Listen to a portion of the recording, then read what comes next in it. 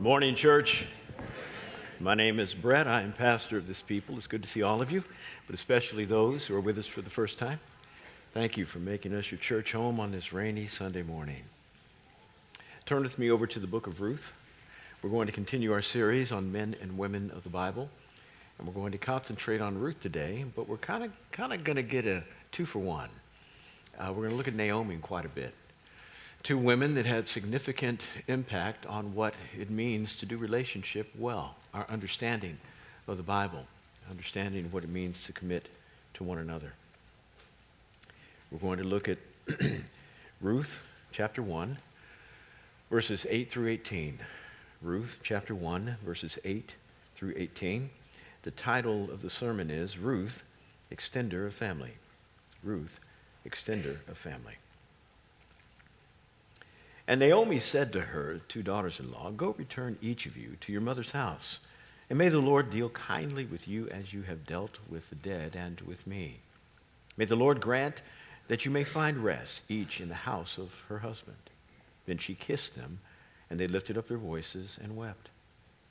Verse 10. And they said to her, "No, but we will surely return with you to your people." But Naomi said, "Return, my daughters. Why should you go with me? Have I yet sons in my womb, that they may be your husbands? Return, my daughters, go, for I am too old to have a husband. If I said I have hope, if even I should have one husband tonight and also bear sons, would you therefore wait until they were grown? Would you therefore refrain from marrying? No, my daughters, for it is harder for me than for you, for the hand of the Lord has gone forth against me." Verse 14. And they lifted up their voices and wept again. And Orpah kissed her mother-in-law, but Ruth clung to her. Then she said, "Behold, your sister-in-law has gone back to her people and her gods. Return after your sister-in-law." But Ruth said, "Do not urge me to leave you or turn back from following you. For where you go, I will go, and where you lodge, I will lodge. Your people shall be my people, and your God, my God. Where you die, I will die, and there I will be buried. Thus may the Lord do so to me, and worse, if anything but death parts you and me." Verse 18, and when she saw that she was determined to go with her, she said no more to her. Lord, help us we study your word. Three things we're going to talk about in this passage. One, their initial commitment, meaning the daughters-in-law, initial commitment to Naomi's willingness and insistence in her pushback of their commitment. And then three, the kind of commitment that Ruth gives and that opposed to Orpah's. Now, the background to this passage is that Naomi, Ruth, and Orpah are all related by marriage. Naomi had moved with her husband Elimelech to the land of Moab because there was a famine in Bethlehem where they lived.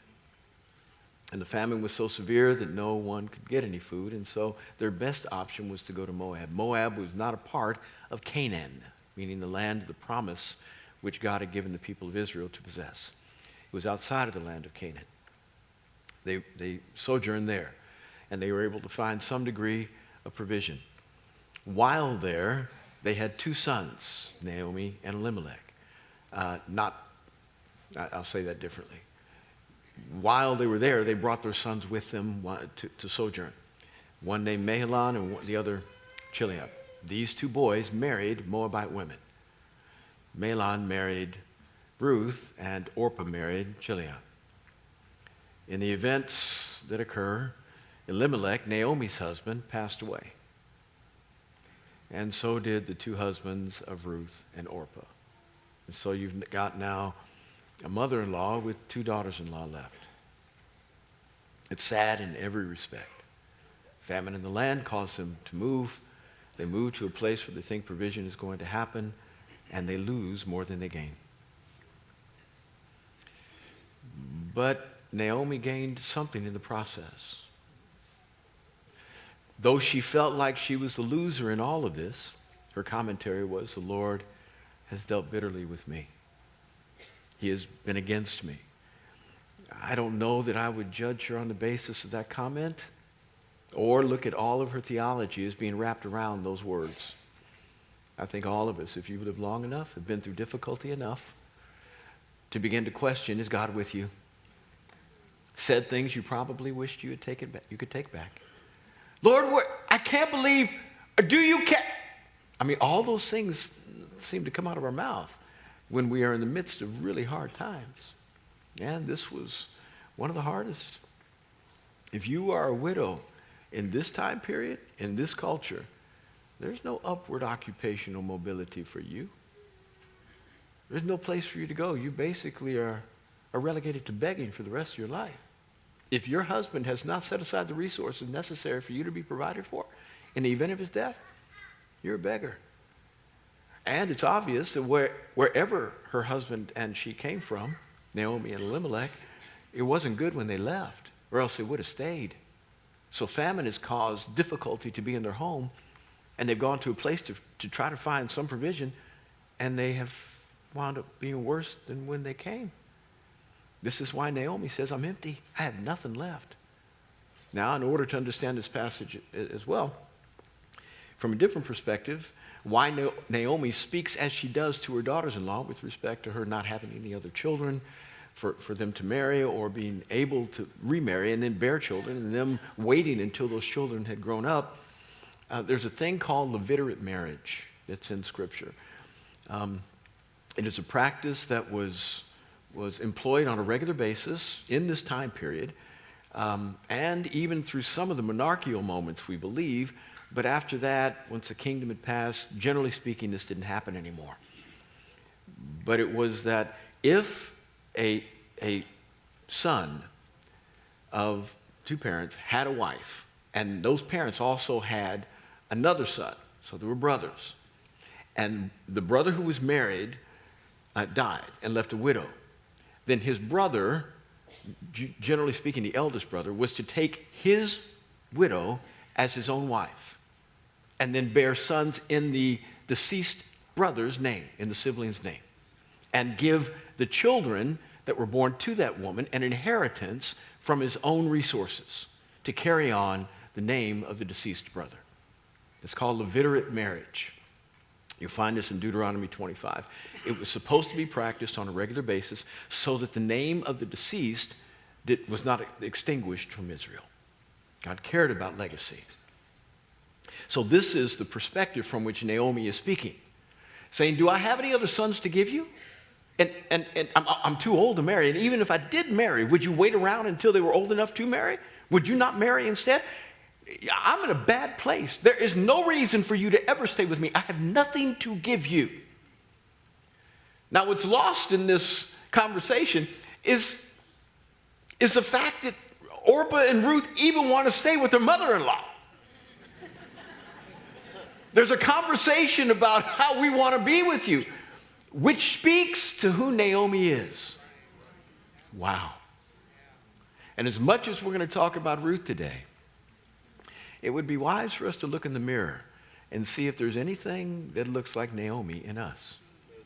Is there anything about us to which people would want to commit? Is there something really attractive about our relationship with Jesus that would want to make people say, even when we tell them to leave, I ain't going, because you're amazing. I can't find anybody like you. I would rather be poor for the rest of my life than to be without you. In fact, I am more wealthy when I'm with you than I am without you, even if I have stuff. I consider it my privilege to sacrifice everything I've got to be with you. Is there any Naomi on the inside of us? I mean, this passage always brings conviction to people about what their loyalty looks like, how committed they are to somebody else or to a group of people. But we hardly ever look at who we need to be, because at some point you're going to be in need. At some point you're going to have help. You can't live independently. Christians were never meant to live in a silo. We're meant to live connected. And generally speaking, you want people to connect to you for more reasons than just because they have to. I'm a Christian. Okay, I'll be with you. You hate every moment of it. You want them to commit to you because there is no better place they could be, even though your circumstances are horrible. I don't know if you could get worse circumstances than Naomi. Because even as she was going back from Moab to Bethlehem, to what was she returning? Okay, the famine had ended, but that didn't mean that resources were available to her. When a man and a woman leave and take their family with them, and we think they were probably in Moab better part of a decade, generally speaking, all the people who would be their help back home, if he had resources, if he had a farm, if he had servants, those folk would probably fly the coop as well, because if there wasn't any food for the main family, there surely wasn't any food for the servants. So they were going to find work every place. What was left of their home, what was left of their fields for crops, and she had no hands, hired people to be able to work it. She was going back to nothing. And this is why she was telling her daughters-in-law, I'm the last person you want to be with because I've got nothing for you. She was pushing back for their well-being. This happened right around the period, we think about 1000 BC. Happened in the period of the judges. So before the monarchy, first king was Saul, second was David. Before the monarchy, and someplace before you get to Samuel judged Israel for a long period of time, you have this occurrence. We think Samuel probably wrote the book, and it happened either at the end at the beginning of his judgeship, and he was able to at least view a little bit of it or hear about it. But we do know that it probably happened in the last 1100 to 1000 BC, because Ruth winds up marrying a man named Boaz, and they become the great-grandparents of David. So you can generally get great-grandparents, great-grandparents, within a 100-year time span or shorter. So that's the time period we're talking about. And there really wasn't much for Naomi in any way. And she was trying to do what she could to help her daughters-in-law have a future. It wasn't one of these, don't stay, please stay.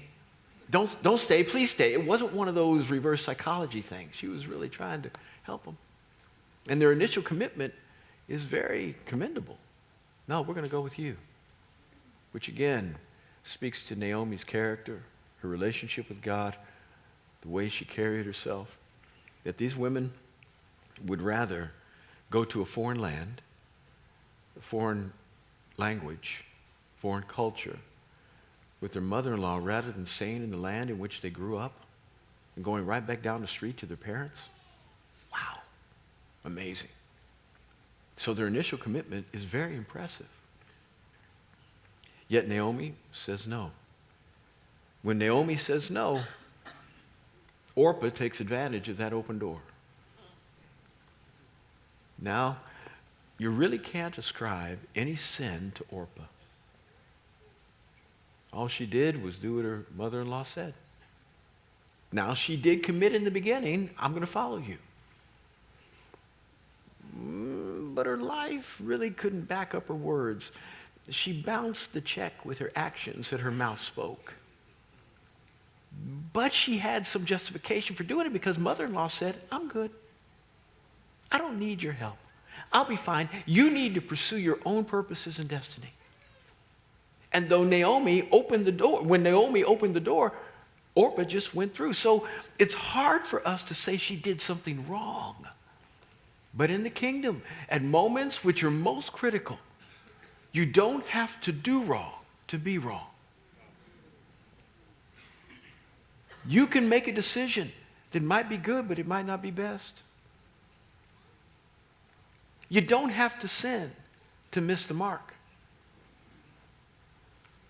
You just have to go 3 degrees left in an option situation of what might be best. And here Orpah decided to go a different direction. And Ruth, it says, clung to Naomi. Oh, I don't even know what this means. I mean, I know what it means. But I can't get the motivation behind why she did it except that the Spirit of God empowered her to do so. Because there was no natural reason. And everything about this passage is being tied unusually and relationally to people that you are not naturally drawn to. All of nature would have said, go back home. All of usual says, go back home. All of familiar says, go back home. And she chose unusual, unfamiliar, and unnatural. There's nothing about the kingdom that is supposed to scintillate your natural emotions and everything that you're used to. Everything about the kingdom that Paul in the New Testament developed was about crossing the barriers that are usually those which you would stop at. Jew, Gentile, let's do this thing together. Let's have church together. Jews are saying, why? There's no point in us crossing these barriers. We are the chosen people. We have a culture we built here. Why in the world do I have to fellowship with people with whom I don't even relate, and most of them are Romans? And they don't even like us Jews. Exactly. This is where we get to practice loving our enemies. Why should I cross barriers that are unnatural? Because that's what Jesus did. That's what God did in order to get us. I've lived all of my Christian life uncomfortably. If I lived comfortably, you wouldn't be here. We wouldn't build this. There'd be a Hammond B3 organ up here.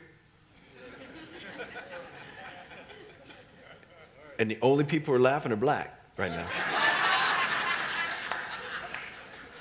Y'all white folk don't know what I'm talking about. There'd be a choir with robes. We'd have praise breaks every Sunday. Folk running around the congregation, falling on their faces, shouting hallelujah. If I built the way I wanted to comfortably, most of y'all wouldn't be here.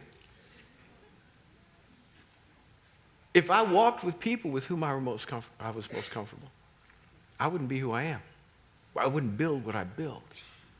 I've chosen to live in the unusual, to be uncomfortable every day of my life, and enjoy the discomfort. It is the way. It is the way that God has chosen to grow Brett up into being bigger than he normally would have been if he stayed in his small little black world. Are you listening to me? And please do not interpret the fact that I don't like my small little black world. Woo, I like my black world. I like my black people. I like my black music. I like my black food. I like it all. But I love the kingdom more.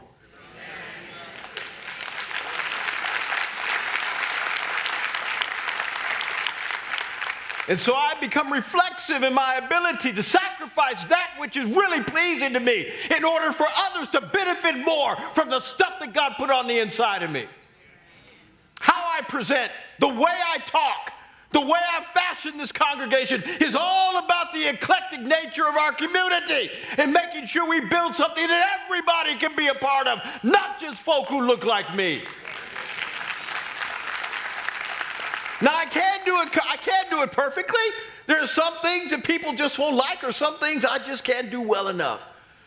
But I'm pushing the pedal to the metal on a regular basis to try to make this not just a place that is a melting pot where there is no distinction.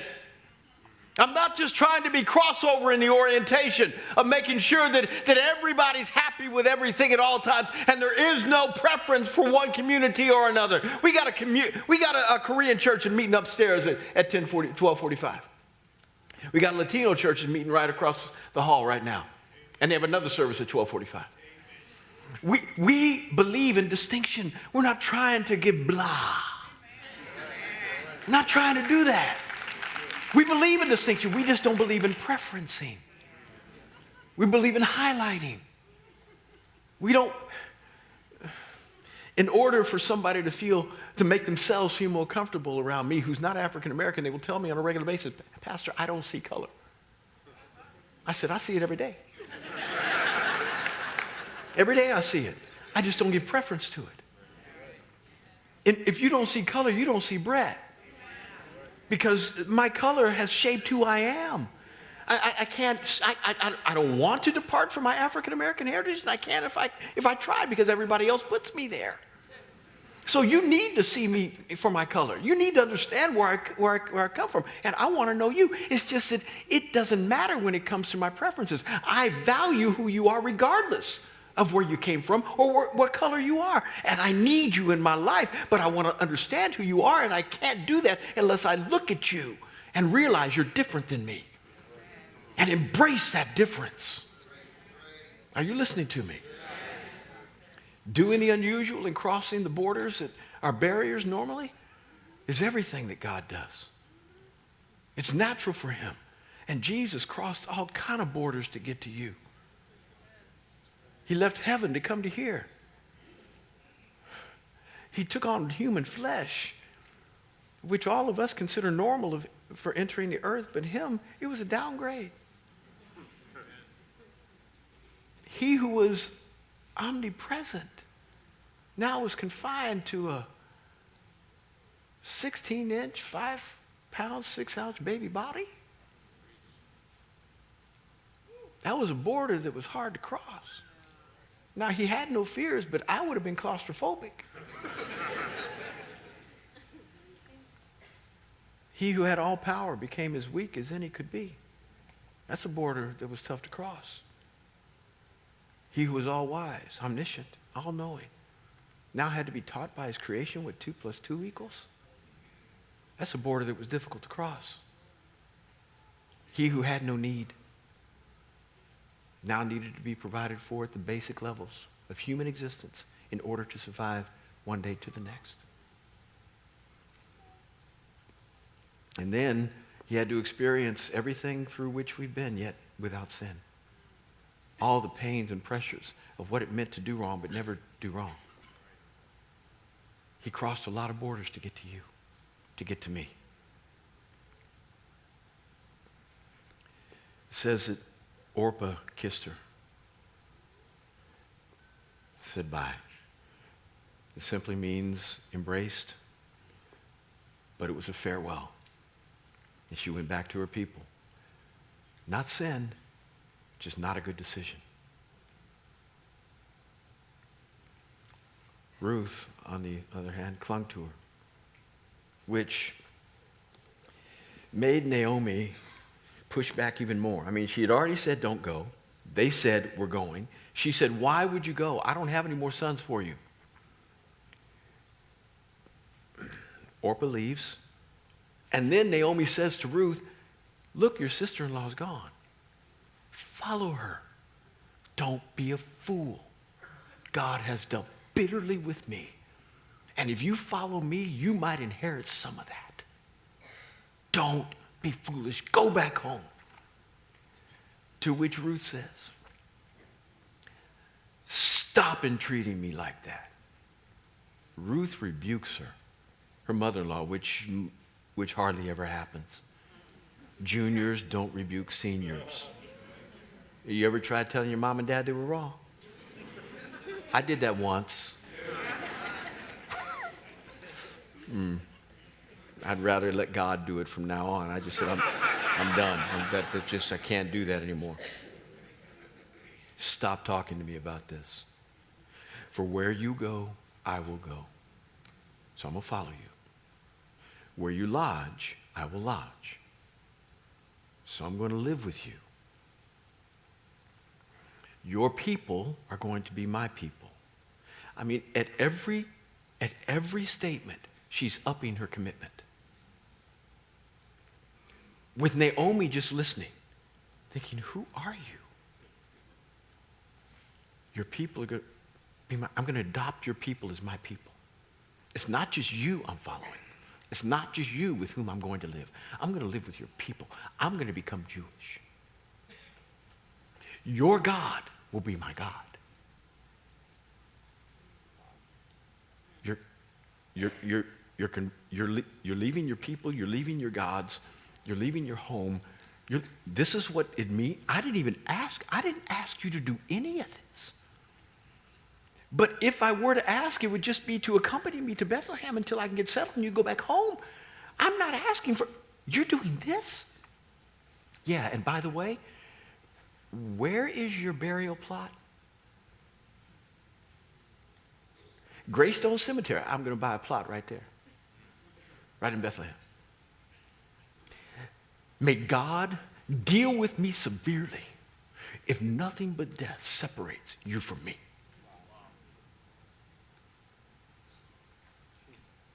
Naomi says, I'm done. I got nothing. I don't even know what to say to that. I've never heard anybody whose last name didn't jive with mine say that to me. Wow. Again, it amplifies Naomi's character. Who would deserve that kind of commitment except somebody who is exceptional in their behavior and their love? So as much as this sermon is about what it means to commit to somebody, let's remember that we need to be the somebodies to whom others would want to commit. Because at some point, you're going to be needy. At some point, you're going to have somebody's help. And the last thing you want is for them to want to do it only because they got to.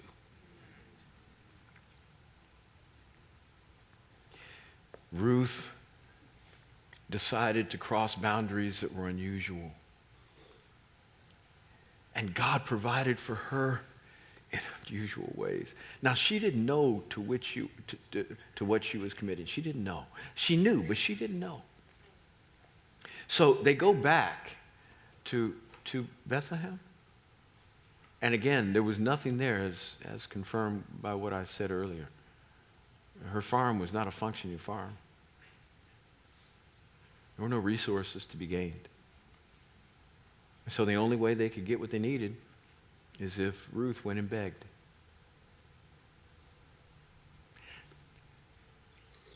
What would it look like to all of your relatives if you made this kind of commitment to somebody and you wound up on the corner with a sign saying, "We'll work for food"?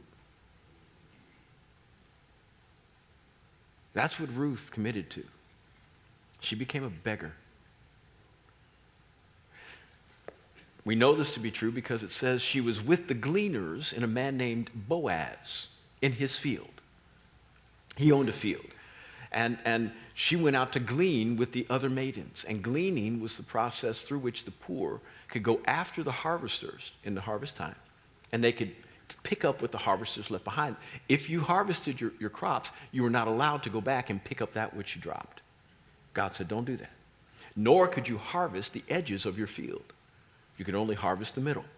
So you had to leave a border all around your field because God desired to provide for the poor. That was the rule. And so gleaners were normal.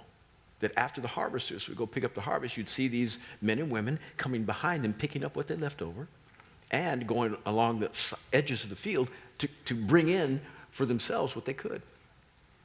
Ruth packed up her stuff every morning and decided, I'm going to go with the gleaners because that's what needed to happen. She became the provision for her mother-in-law, and she had to be confused as being somebody who was poor, not by choice, but just poor, and do the things necessary just to put food on the table because Naomi didn't have the strength to do it. She was too aged.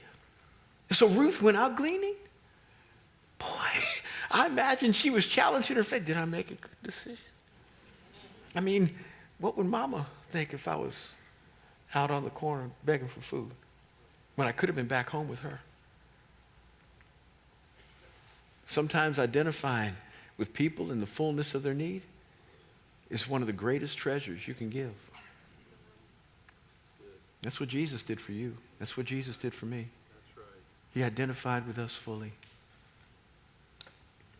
He identified not only with our humanity, but identified with our sin, confusing himself as being a criminal. He knew he was innocent, but everybody else didn't. Surely if somebody is being crucified, he must have done something horribly wrong. He must have committed treason. He must have said something. He must have stolen something. There must be some reason that they put him on that cross. And not once did he try to vindicate himself by saying, I want you to know I don't deserve this. It's all for you that I'm doing this. Just FYI. Never did he vindicate himself. He allowed himself to be counted among the sinners. Though he had done nothing wrong, he identified with us fully in order that we might identify with him fully. That when we died because he died. And when he rose, we rose because he rose. Full identification with us by him, our full identification with him by us allows us to live the life that we never could have lived, and for him to die the death that we should have died. Ruth, I'm going to identify fully in your difficulty, Naomi. Wow. And because of this woman's daily obedience, y'all, going out there, not complaining once, not complaining, never complaining. It was a guy who owned the field. His name was Boaz. And he saw this woman gleaning in the fields. And she obviously looked different because she wasn't a Jewess. So different complexion, different something. He noticed her and said, who is that? Who's that new maiden? And the servant said, oh, that's the girl who came with Naomi. He said, I heard about her. See, when you do the unusual, God lets other people know about what's happened in your life. And whether they recognize it as they should, he's on the case. God is on the case. I heard about you. And it says that after she finished gleaning with the other maidens, Boaz said, hey, put a little more in her sack. In fact, put a lot more in her sack. She comes back home as if she was a harvester, not a gleaner. Naomi says, where did you glean today? How'd you get this much? Said, well, there was this man named Boaz, you know him? Oh, he's my relative. He's one of the closest of kin. Whew, look how the Lord has provided. He put you in a field. I didn't even know, but you wound up there. That's really cool. Oh, the Lord doing something. Girl, listen, go back tomorrow. I want you to do this. The Lord got something for you in this, girl. I'm telling you, just listen to me now. I know what I'm talking about. She winds up marrying Boaz. When you identify in somebody's weakness, God begins to manifest his strength. Great. That's right. He hadn't forgotten about you. That's great. But like Corey said when he talked about the offering, you never do it to get. You do it because you love. You just love. He's one of our nearest of kin. He'll help. Turns out that Boaz marries Ruth and becomes the great-grandmother of David, second king of Israel, the most important king of Israel.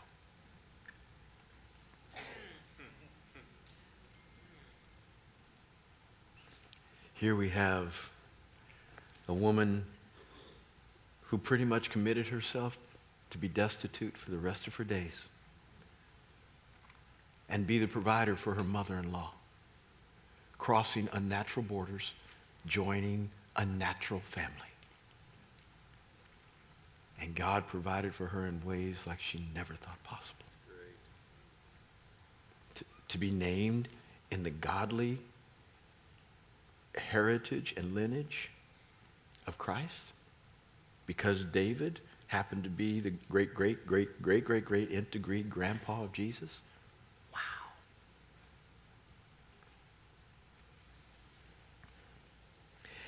This passage has been too often used to try to homiletically manipulate people into being committed to a local church.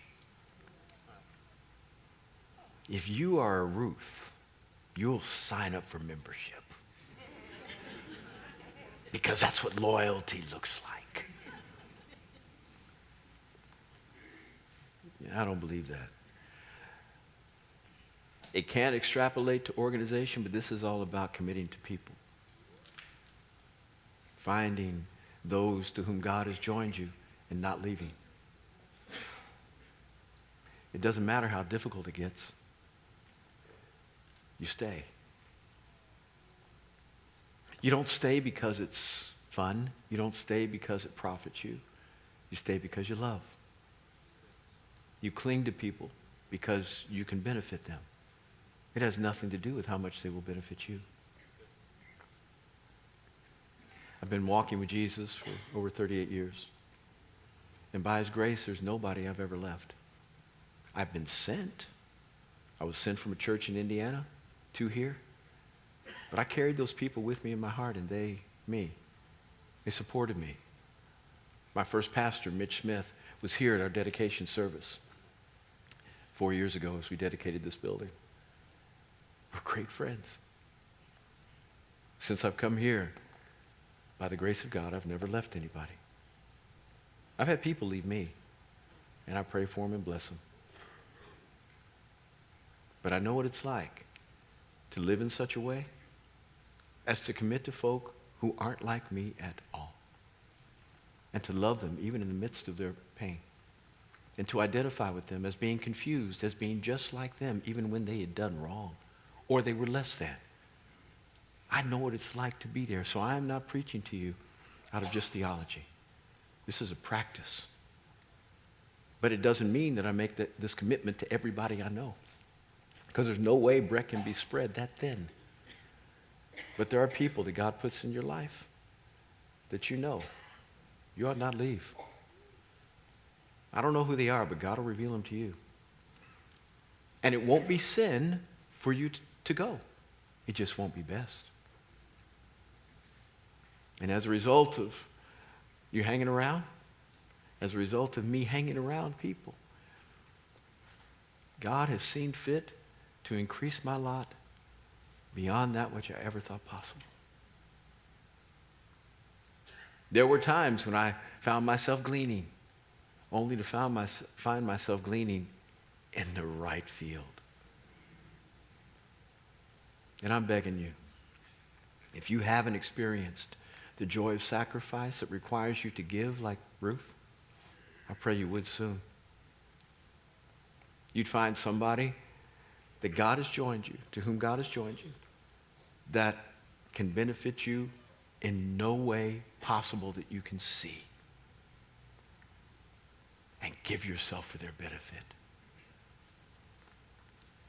The other thing is that there is a note of church affiliation in this, if you will, in that she says, your people will be my people.